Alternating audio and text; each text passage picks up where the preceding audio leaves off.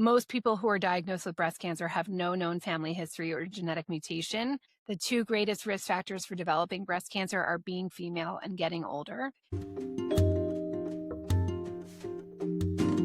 If you're a parent who's tired of endless scrolling, sponsored ads, and wondering if you're really buying the right thing, let me tell you about lushlife.ai. Lushlife.ai is an AI-powered shopping assistant built specifically for parents. It delivers trusted, ad-free, retailer-agnostic recommendations for baby and toddler essentials, all vetted, all parent approved. They do the research, comparisons, and filtering for you, so you save hours and cut the mental load.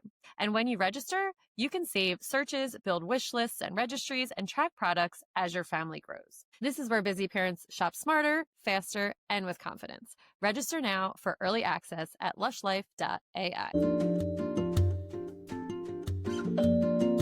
Welcome back to the Running Wine Mom podcast. I'm your host, Samantha Cieslinski, aka the Running Wine Mom. Today's conversation is one I've been really excited about because it blends something we all need more as parents: honest health conversations, humor, and heart.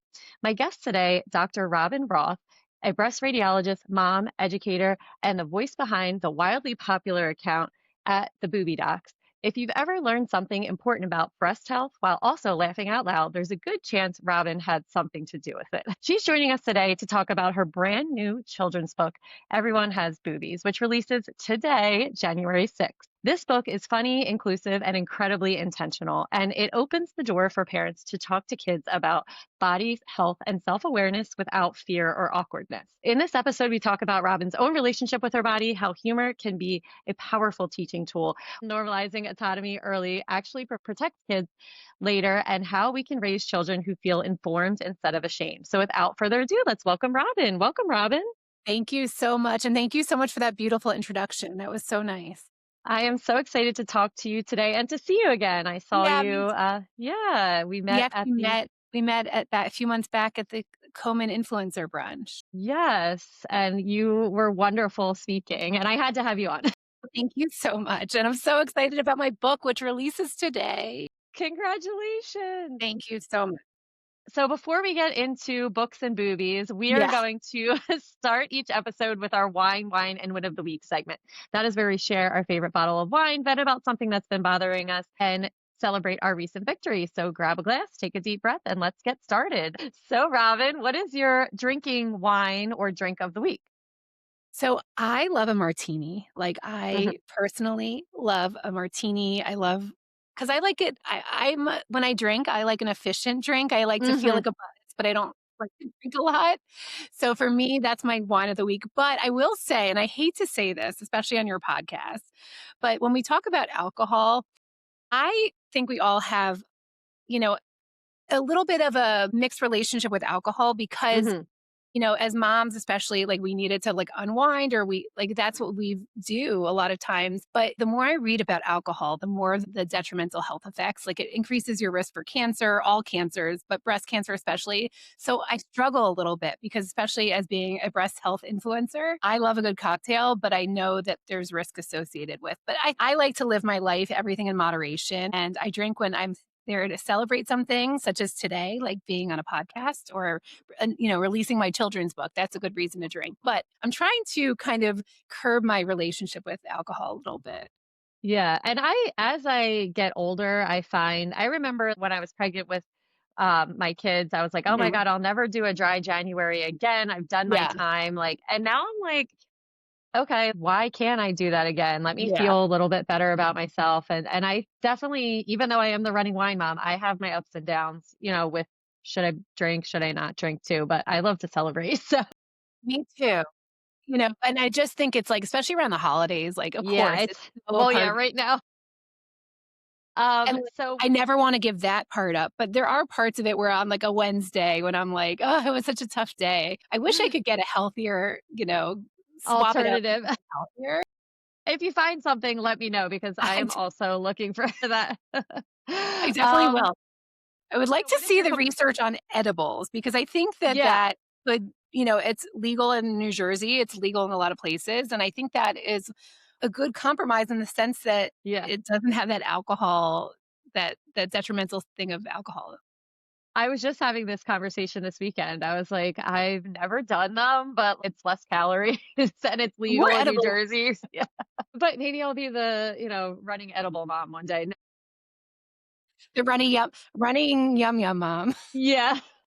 I think the kids call it, like, gardening, like, "I'm going gardening." Gardening. Yes. That's funny. So what's your complaint of the week wine? I mean, just misinformation on social media is my constant Achilles heel. It's just so widespread, and it's like the things that are false or misinformation are the things that get it's clickbait. People Hmm. click on it Yeah. because it's so shocking and they need to hear more.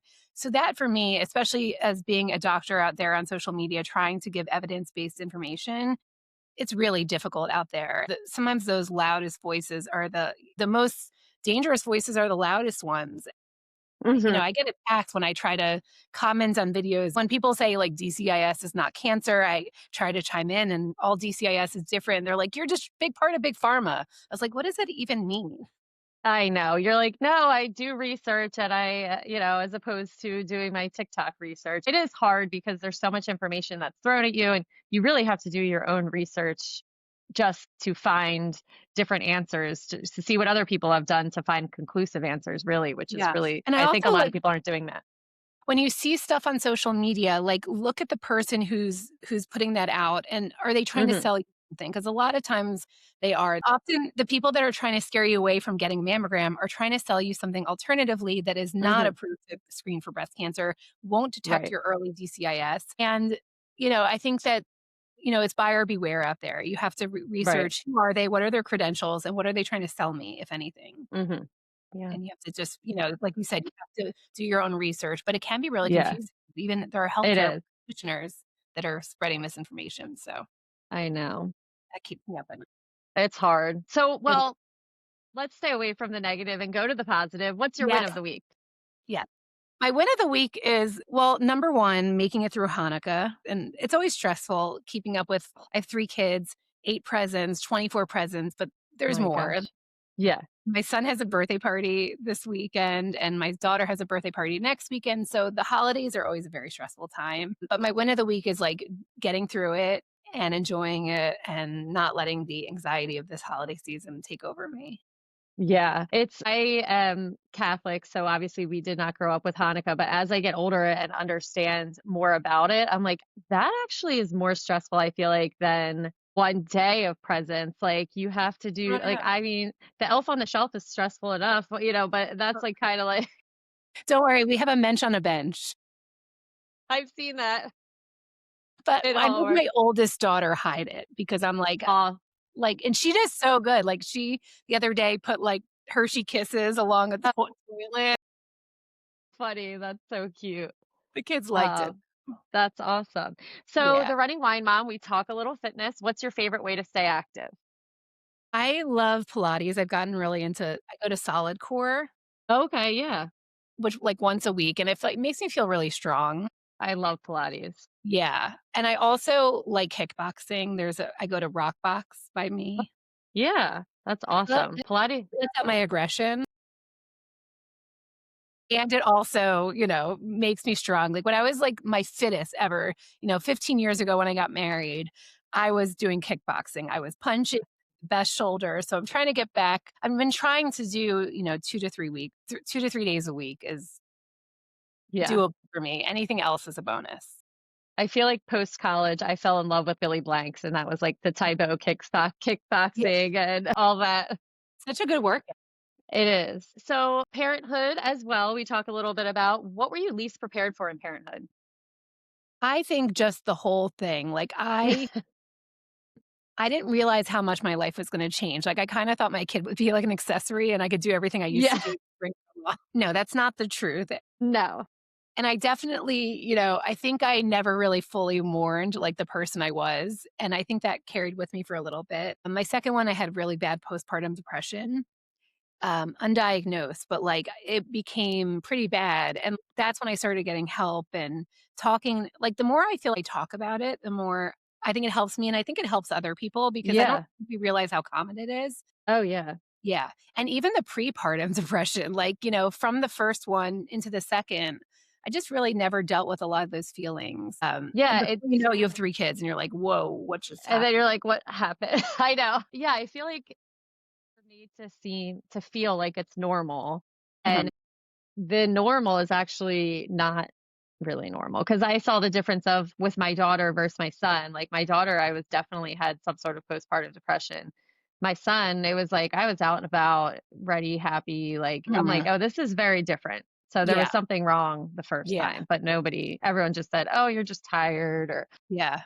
so. I know, and then that doesn't help, right? Like, the fact that No, you're exhausted and waking up in the yeah, middle of the night, and often, like, the feeding duties come on the mom. yeah, So, I do think it's just, like it's just the perfect storm for, losing yourself. Like, I really yeah. feel like I lost myself for a few years during motherhood. When I came out of it after I had my 3rd son is really when I started, like I wanna bring this back to, like, my whole platform. Somewhere along the way, I felt like I lost my spark. Hmm. I had my kids that I always wanted. I had the job I always wanted. I was a breast radiologist. I worked so hard to get there, and I, like, wasn't happy, and I felt like I missed my spark. I when I was Right. little, I used to love writing, right? I would always, like, write stories and poems, and I was, like, looking to write. I was talking with my therapist for years about wanting to start a blog, and I didn't know if I was a mom or a doctor, like, who was Yeah. Who were you? yeah, and then I remember I started Doctor Robyn Roth in between my 1st and 2nd kids, and I did nothing with it. Like, I couldn't find my voice, even though I knew I wanted to write, but I didn't know what to talk about. And actually, when I was breastfeeding my 3rd son during the COVID pandemic, literally contemplating the meaning of life, Yeah. I literally I realized I was surrounded by boobs all day. Yeah. And I was like, "Oh my god, I'm a Boobie Doc." Like, that's Yeah. how it started, and I changed my name that night. It's called the Boobie Docs plural because my best friend from day 1 of med school, actually, we worked together as breast radiologists, and I texted her, I was like, "It's gonna be the Boobie Docs plural, we'll talk about being moms and being best friends and breast health," and she's like, "Yes," and we did it together for about a year and a half, and then she got so burnt out of social media, Yeah. she, like, left forever, but I that's how the Boobie Docs was born, Well, out I of, love like, that. this missing myself, wanting to, wanting to talk about important topics that Hmm. I just didn't really know how to express myself, but now it's, like, opened up so many other Yeah. topics to talk about, Yeah. postpartum depression, all these things that we all go through.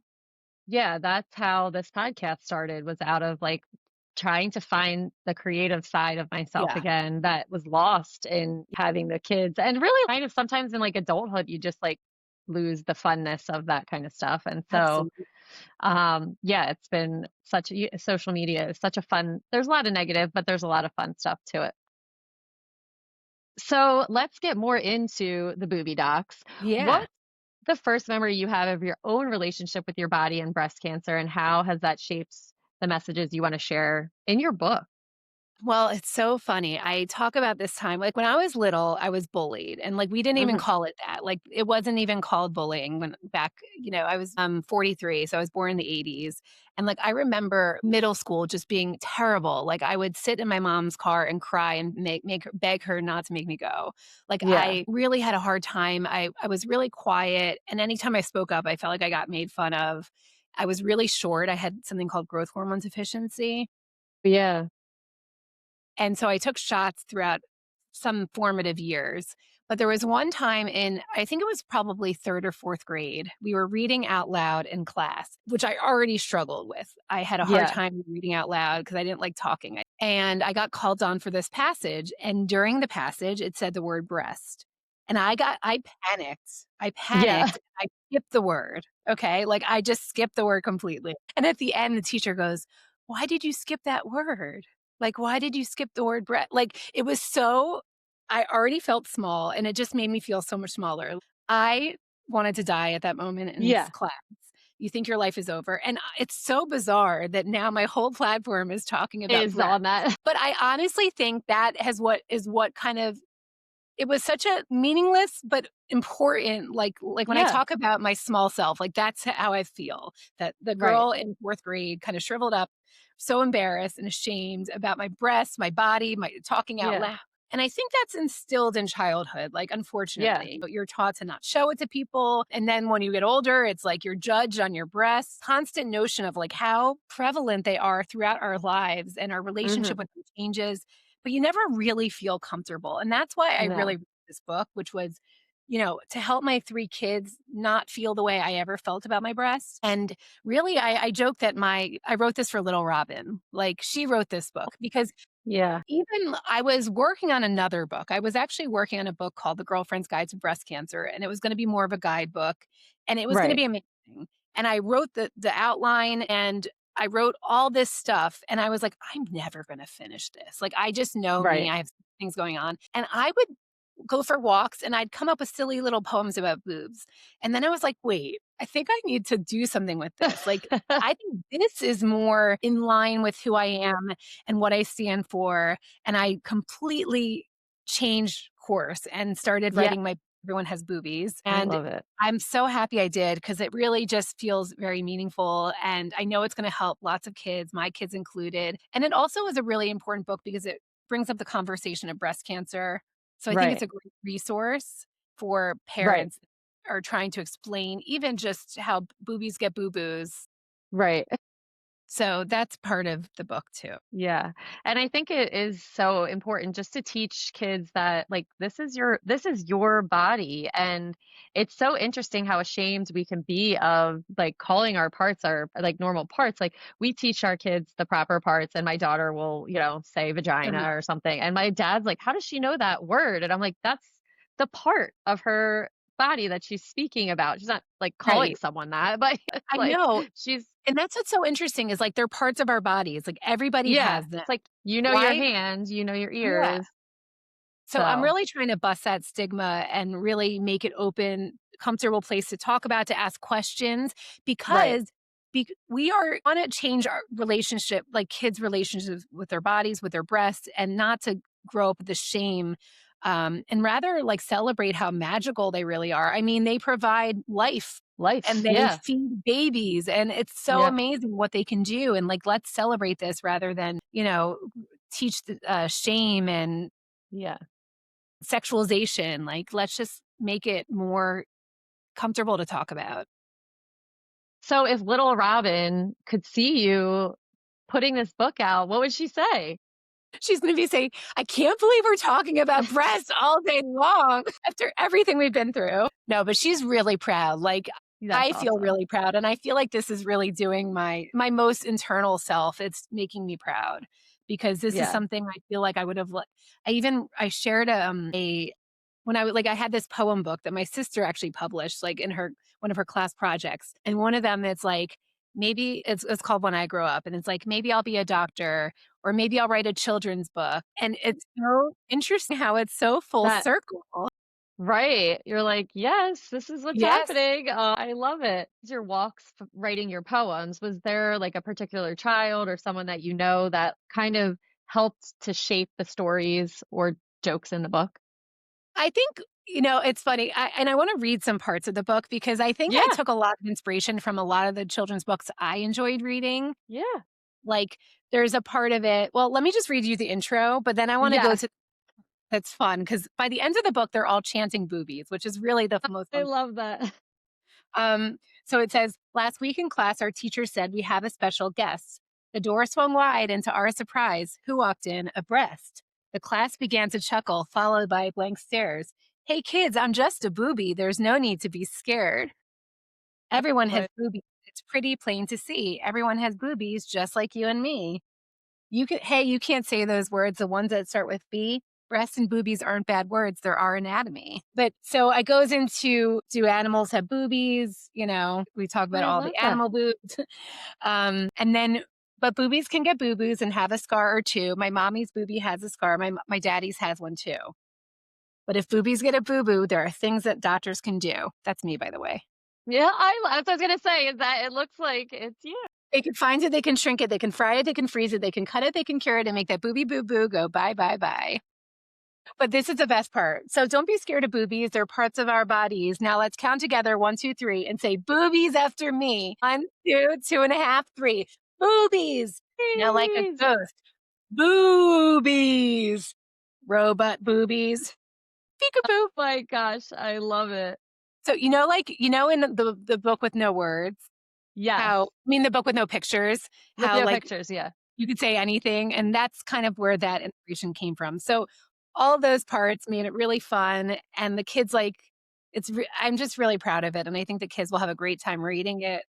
I'm doing a lot of, like, author events where I'm gonna, like, read to kids, Yeah, um, that's and their awesome. reactions are so funny. I know, well, it's like that's the reaction that would happen if a boob walked into, like, a 3rd grade classroom. They'd be like, Exactly. "I can't believe it. We're not supposed to," Yeah. even though it's like, this is what, Yeah. you My have fifth-year-old all you my 5th grader is mortified, like, she wants I was gonna say, what are your kids like? My mom's writing a book about boobs. but, like, it's so funny, she's, like, mortified, but also, like, when I had, like, a little launch party and I was, like, Yeah. giving out cookies, like, she was really proud, and I know she really is very proud, and so my 3rd grader, I think she thinks it's cool, and my kindergartner just thinks it's funny. So, Yeah. hopefully he'll let me come to their class. Yeah, oh, they'll appreciate it when they're older about how cool it is that you're doing all this, and then, like, how many kids you're helping and how many parents are really helping to have these hard conversations. Yeah. And that was gonna be my next question, like, this book really tackles a topic that most adults are not comfortable with. What's your philosophy around normalizing body and body parts for kids? I know we kinda talked about it, but just to go a little more in depth. I just think kids pick up on, like, how we talk about our bodies, Mhm, how we respond when they say words like vagina or breasts. Like, mhm. are we like, like your dad was? I think old school, we Yeah, would be like, "Don't talk like that." And there are some people that this book is gonna be offensive to, and I know that. Like, I know it's kind of controversial, but my point is it shouldn't be. So my right. philosophy is like, let's normalize talking about breasts, boobs, whatever you wanna call them, as long as we're Mhm. talking about them with respect and and celebrating them. I think it's really that's always been my philosophy with my kids, be honest, be Yeah, upfront, and and bring a small sense of humor about it, because that will right. help these kind of hard conversations easier to handle. And I honestly think this is like a book, it's like the first of a series about boobs, like puberty, Yeah, I love and the yeah. boobie gets a boo-boo. So it's I don't know how I ended up And you here, can but talk here I about am.